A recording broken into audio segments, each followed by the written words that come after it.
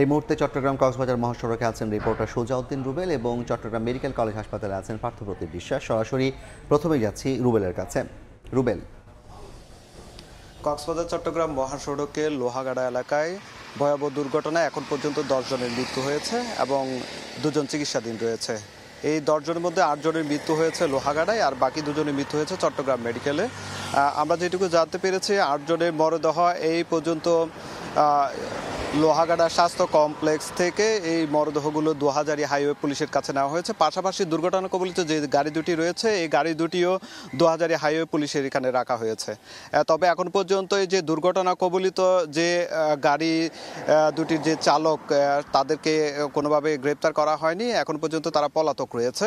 এবং যেই ঘটনাস্থলে দুর্ঘটনা কবলিত স্থানে আমরা লক্ষ্য করছি সেখানে সড়ক ও জনপথ বিভাগের লোকজন গিয়েছে এবং রাস্তার দুই পাশে যে আগাছা গাছপালা রয়েছে সেই গাছপালার আগাছাগুলো যেমন পরিষ্কার করা হচ্ছে, ঠিক তেমনি আমাদেরকে জানিয়েছে সেই জায়গায় এখন নানা ধরনের যে দুর্ঘটনার কবল থেকে যাতে রক্ষা পায় সেজন্য নানা ধরনের কার্যক্রম তারা পরিচালনা করবেন। তবে হাইওয়ে পুলিশ যেটি বলছে যে মাইক্রোবাসে যারা যাত্রী নিহত হয়েছে তাদের অধিকাংশ যাত্রী হচ্ছে কুষ্টিয়া, আবার বাকি কিছু যাত্রী রয়েছে ঢাকার।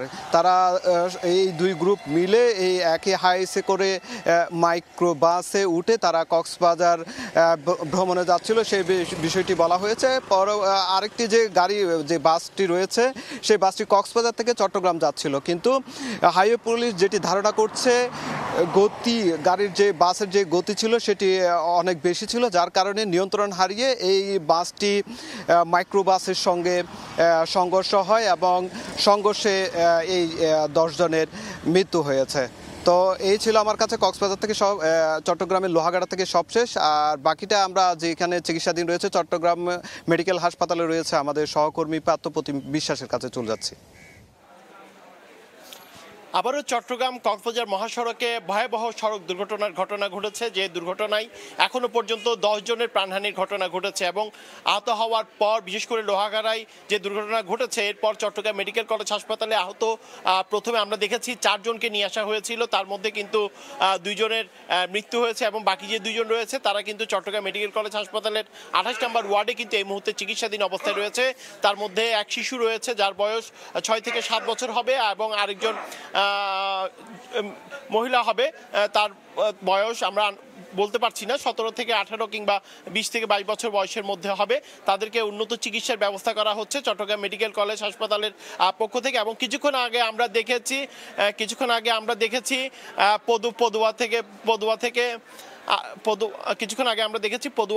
পদুয়া উপজেলা স্বাস্থ্য কমপ্লেক্স থেকে কিন্তু আরও একজন আহতকে কিন্তু এখানে নিয়ে আসা হয়েছে। এখন পর্যন্ত 3 জন আহত চট্টগ্রাম মেডিকেল কলেজ হাসপাতালে রয়েছে, যাকে সর্বশেষ নিয়ে আসা হয়েছে তিনি 26 নম্বর ওয়ার্ডে কিন্তু চিকিৎসাধীন রয়েছেন।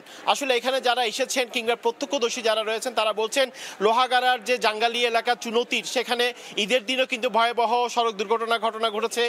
সেই দুর্ঘটনায় 5 জনের মৃত্যু হয়েছিল। এরপর গতকালও একটি দুর্ঘটনা ঘটেছে এবং আজকে যে ভয়াবহ দুর্ঘটনা বাস এবং মাইক্রোবাসের মধ্যে, সেক্ষেত্রে 10 জনের প্রাণহানির ঘটনা ঘটেছে। কিন্তু এত প্রাণহানির ঘটনার পরও কি কারণে বারবার প্রতিদিন এই সড়ক দুর্ঘটনা ঘটছে সেই বিষয়টি কিন্তু যারা এলাকাবাসীরা রয়েছেন প্রত্যক্ষদর্শী যারা রয়েছেন তারা বলছেন তদন্ত করে দেখা উচিত। এবং তারা বলছেন, অনেকে অভিযোগ করে বলছেন বিশেষ করে লবণের যে গাড়িগুলো আসে সেখানে পিচ্ছিল পানি কিংবা যে বিপজ্জনক বাঁক রয়েছে কিংবা ড্রাইভারদের যে অতিরিক্ত গতিতে গাড়ি চালানোর যে মানসিকতা বিশেষ করে বাস চালকদের, সেই মানসিকতার কারণেই পরপর 3 দিন কিন্তু আসলে এই জাঙ্গালিয়া এলাকায় কিন্তু ভয়াবহ সড়ক ঘটনা ঘটেছে, যার ফলশ্রুতিতে কিন্তু আজকেও কিন্তু 10 জন মানুষের প্রাণহানির ঘটনা ঘটেছে। এবং যারা মারা গেছেন তারা বেশিরভাগই আমরা যতটুকু জেনেছি কুষ্টিয়া ঝিনাইদহ এলাকা থেকে কক্সবাজারের উদ্দেশ্যে যাচ্ছিলেন। তো এই ছিল আমার কাছে এখনো পর্যন্ত চট্টগ্রাম মেডিকেল কলেজ হাসপাতাল থেকে এখানকার সর্বশেষ খবর।